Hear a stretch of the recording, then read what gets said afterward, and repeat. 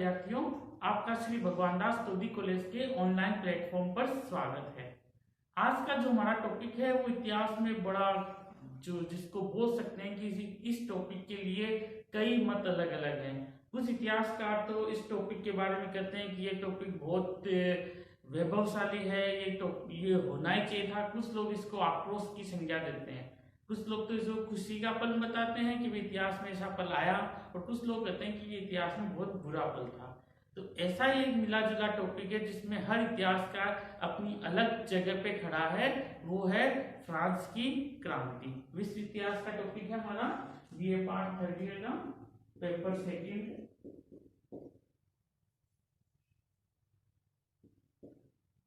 France की क्रांति।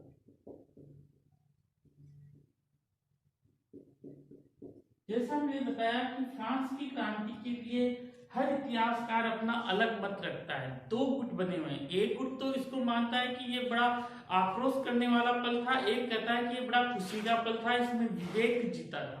ठीक है, तो ऐसे ही हम अदर जून में फ्रांस की क्रांति को देखेंगे और हम आपके ऊपर छोड़ेंगे कि आप फ्रांस की क्रांति को किस तरह से देखते हो। ठीक है, ये क्रांति इस तरह की क्रांति है कि जो पुरानी व्यवस्था है वो नई व्यवस्था के साथ नहीं चल रही है। ठीक है, फिर भी शासक उसे बदलने के लिए तैयार नहीं है। जब शासक उसे बदलने के लिए तैयार नहीं है तो जनता को मजबूरन सड़कों पे आना पड़ता है अपनी पुरातन व्यवस्था को बदलने के लिए। ठीक है, जो पुरातन व्यवस्था जो चल रही है उसे फ्रांस में आंसिया रेजिम कहते हैं। ये आपका एक 2 नंबर का प्रश्न बन रहा है, लघुत्तरात्मक उत्तर बन रहा है। ठीक है, आंसिया रेजिम, आंसिया रेजिम, इसको क्या कहा जाता है कि फ्रांस में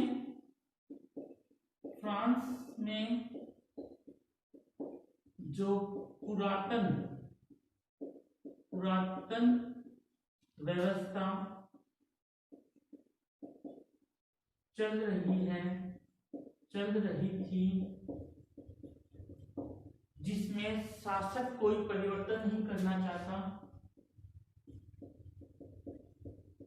जिसमें शासक वर्ग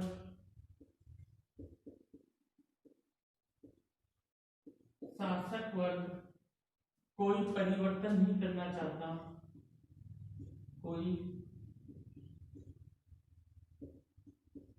परिवर्तन नहीं करना चाहता,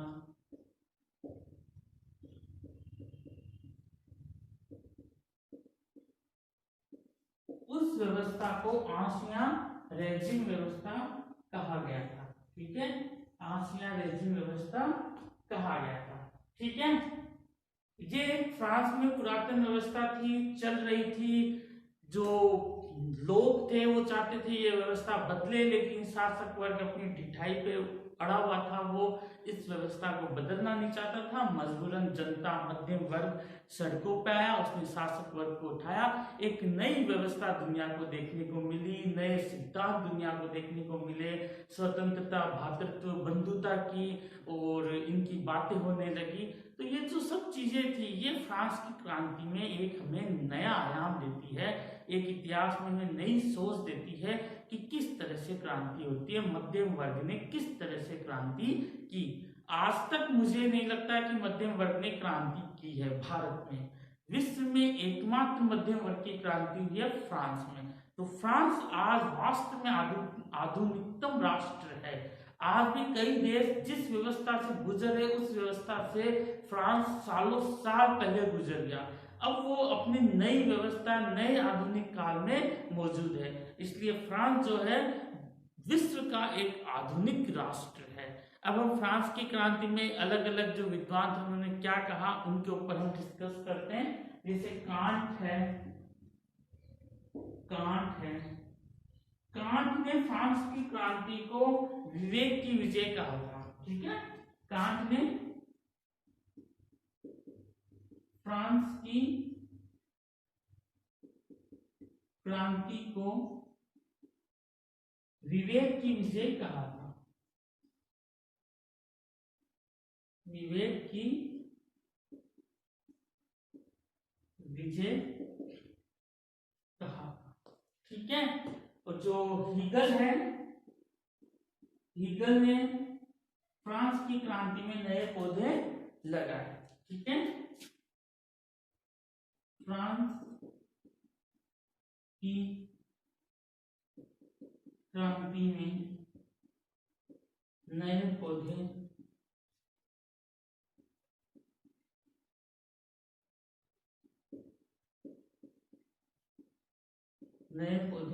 लगाए। वर्ड्सवर्थ है, वर्ड्सवर्थ, उन्होंने उस वक्त कहा कि मेरा दुर्भाग्य है कि मैं फ्रांस में नहीं पैदा हुआ, इस समय नहीं पैदा हुआ, और भी बड़ा दुर्भाग्य है कि मैं युवा नहीं हूँ। तो आप उनकी मनोदशा देख सकते हो कि वो फ्रांस की क्रांति में शामिल होने के लिए और युवा होने के लिए कितने लालायिक थे। उन्होंने कहा कि फ्रांस की क्रांति एक नव प्रभात जैसी है और उसमें युवा होना तो दुगनी करने वाली बात है। तो वर्थ ने ये बात कही थी कि फ्रांस की क्रांति, उन्होंने अपनी मनोदशा बताई थी कि भाई मैं फ्रांस में क्यों नहीं हूँ। फ्रांस की क्रांति के नव प्रभात जैसा उन्होंने बताया था। फ्रांस की क्रांति को नव प्रभात मतलब नया सूर्योदय इन्होंने बताया था, नव प्रभात बताया था। ठीक है। एक एडमंड बर्ग थे, उन्होंने फ्रांस की क्रांति के लिए आक्रोश व्यक्त किया। मतलब इनके फ्रांस की क्रांति को लेके विचार जो थे वो नकारात्मक थे। एडमंड बर्ग, ये तो सकारात्मक विचार रखते थे, सकारात्मक विचार। ठीक है। और दूसरे थे एडमंड बर्ग,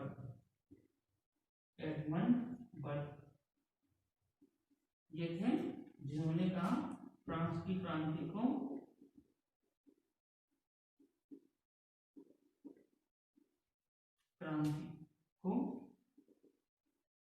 पर आक्रोश व्यक्त किया, पर आक्रोश व्यक्त किया।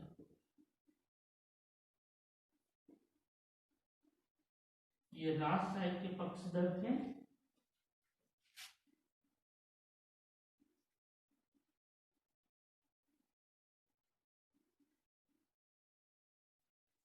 ठीक है। इसका आप स्क्रीनशॉट ले सकते हो।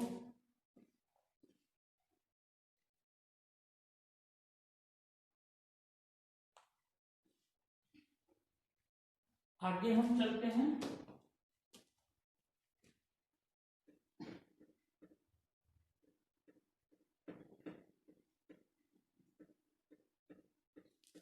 फ्रांस की क्रांति से पहले की क्या परिस्थितियां थी ये देखिए। ठीक है।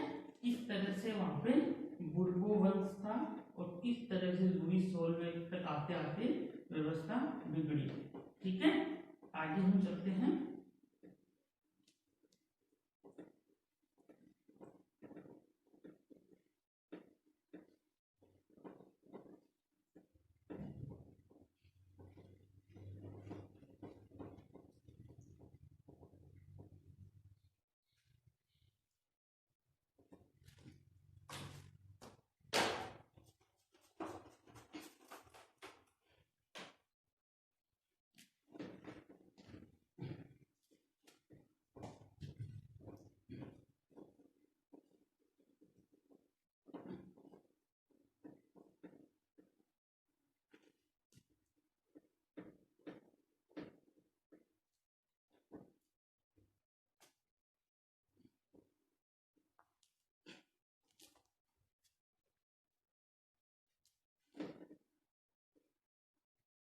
क्या फ्रांस की क्रांति,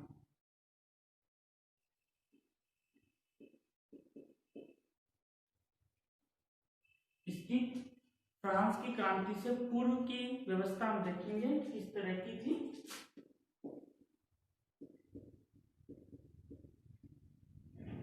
क्रांति से पूर्व व्यवस्था है।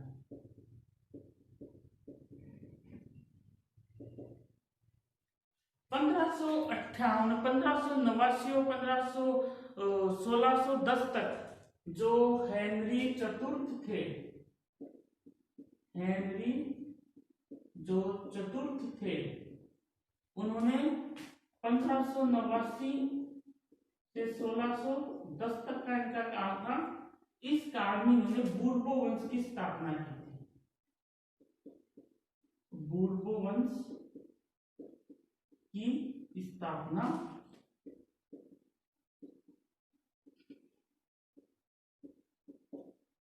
इन्होंने 1598 में नाथ का अध्यादेश पारित किया था। एक नाथ का अध्यादेश पारित किया था, जिसमें जो फ्रांस के जो प्रोटेस्टेंट थे, कोल्विन को मानने वाले थे, हुगोनोट, उनको धार्मिक स्वतंत्रता की इजाजत उन्होंने दे दी थी। ठीक है,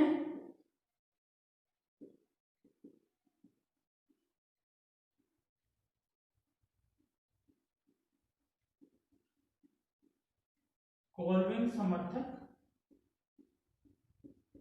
जिनका हमने अध्ययन किया था धर्म सुधार आंदोलन में, फ्रांस में उनको हुगोनोट बोला जाता था, धार्मिक स्वतंत्रता की इजाजत इन्होंने दे दी थी। धार्मिक स्वतंत्रता की इजाजत दी थी।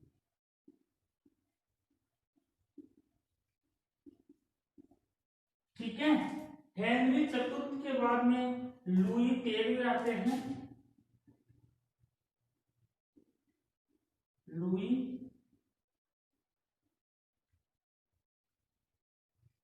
13, ठीक है। लुई 13वां अपने आप में एक नाम रह जाता यदि उसे प्रधानमंत्री रिस्लू का साथ नहीं मिलता। रिस्लू ने जो था उसने लुई 13वें को इतिहास में बड़ा पॉपुलर किया। इसका जो काल था 1610 से 1643 तक था, 1610 से 1643 तक का था। इसको प्रधानमंत्री के रूप में रिस्लू मिला।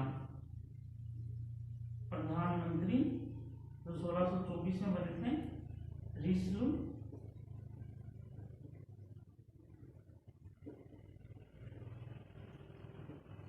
1623 या 24 में बने थे। इन्होंने क्या किया कि इतिहास में इनका नामकरण बहुत आगे पहुंचा दिया था। फिर थे लुई 13 के बाद में था लुई 14वें।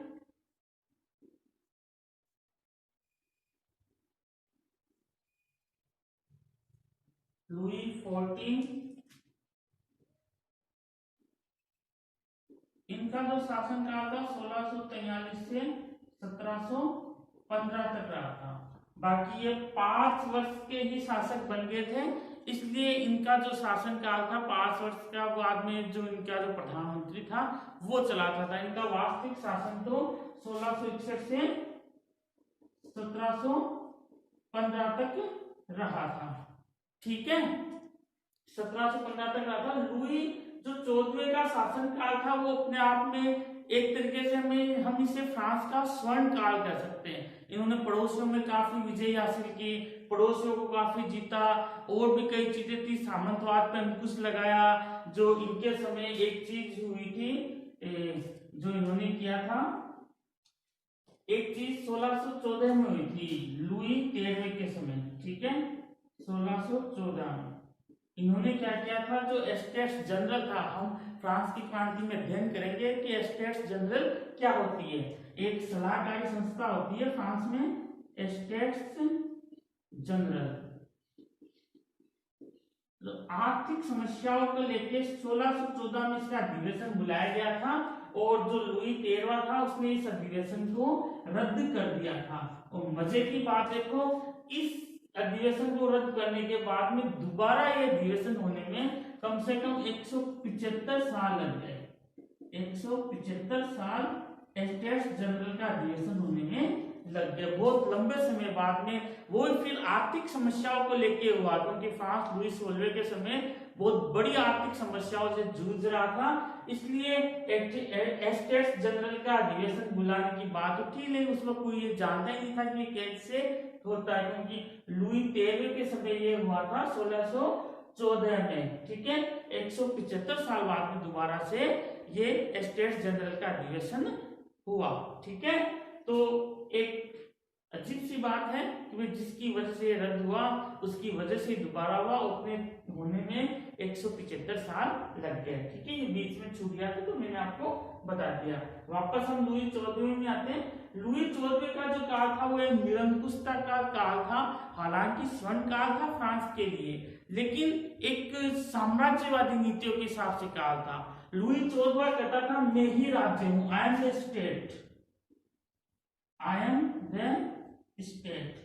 इनके वाक्य से झलकता है कि वो कितने ज्यादा निरंकुशतावादी इंसान थे, निरंकुशतावादी राजा थे। लेकिन उन्होंने अपने बेटे को बहुत अच्छी सलाह दी। जब लुई 15वें जब आए, चलो आप इसका स्क्रीनशॉट ले लो, फिर लुई 15 बताता हूं मैं आपको।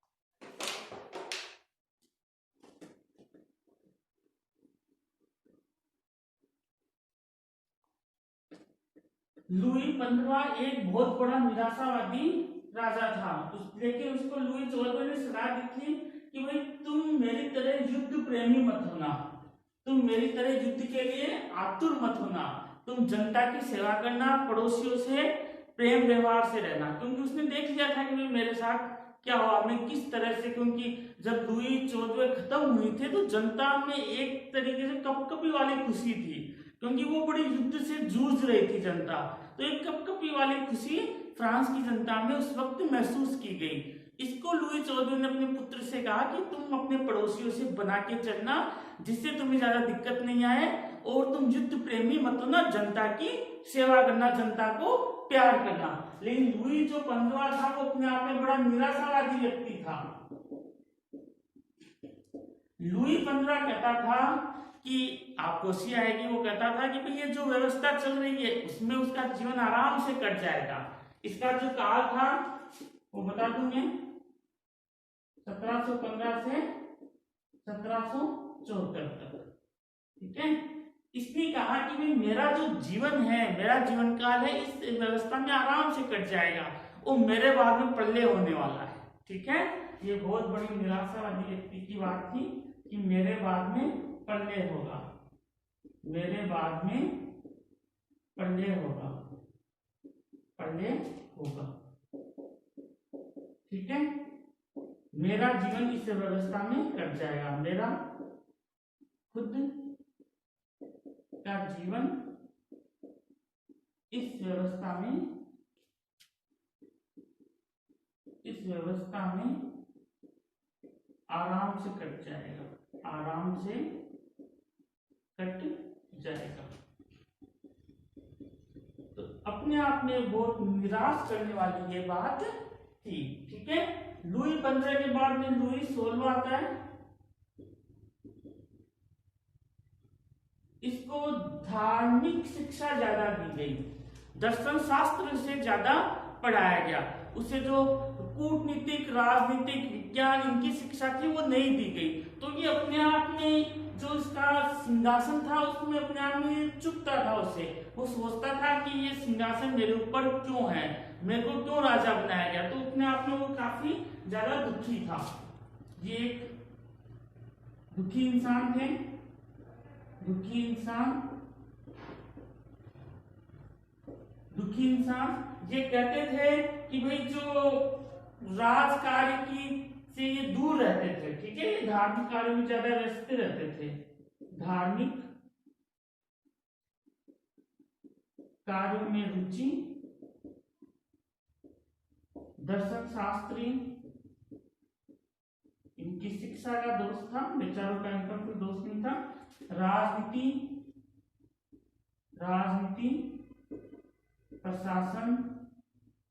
प्रशासन से दूरी बनाकर ये रखते थे। इनकी जो शादी थी वो एक ऑस्ट्रियन राजकुमारी से हुई थी, जिसमें फ्रांस में इनको थोड़ा नीचा माना जाता है। ऑस्ट्रियन राजकुमारी से हुई थी, तो इतना सम्मान इन्हें नहीं मिला। ऑस्ट्रियन राजकुमारी मेरी आंतवानेट से हुई थी, मेरी आंतवानेट। कई लोग कहते थे मेरी आंतवानेट तो लुईस सोल्वे में संबंध अच्छे नहीं थे, मेरी आंतवानेट की कई पुरुषों से संबंध थे। हम आगे जो फ्रांस की क्रांति होगी उसके क्या कारण रहे उसका अध्ययन हम आगे वाले वीडियोस में करेंगे। आज सिर्फ यही थी कि फ्रांस की क्रांति की पृष्ठभूमि आपको बतानी थी। ये फ्रांस की क्रांति की पृष्ठभूमि। आगे के वीडियो में हम फ्रांस की क्रांति के कारणों का अध्ययन करेंगे कि भाई किस तरह से फ्रांस की क्रांति के कारण क्या उत्तरदायी रहे, इतनी बड़ी क्रांति, इतनी बड़ी बौद्धिक क्रांति विश्व को देखने को मिली, जिसने कई एक अलग इम्पैक्ट डाला। यूनान की स्वतंत्रता जो 1830 में वो फ्रांस की क्रांति की देन थी, और भी कई जो उसमें विद्रोह हुए, कई नई चीज हुई, वो सब फ्रांस की क्रांति की देन थी। ठीक है, धन्यवाद।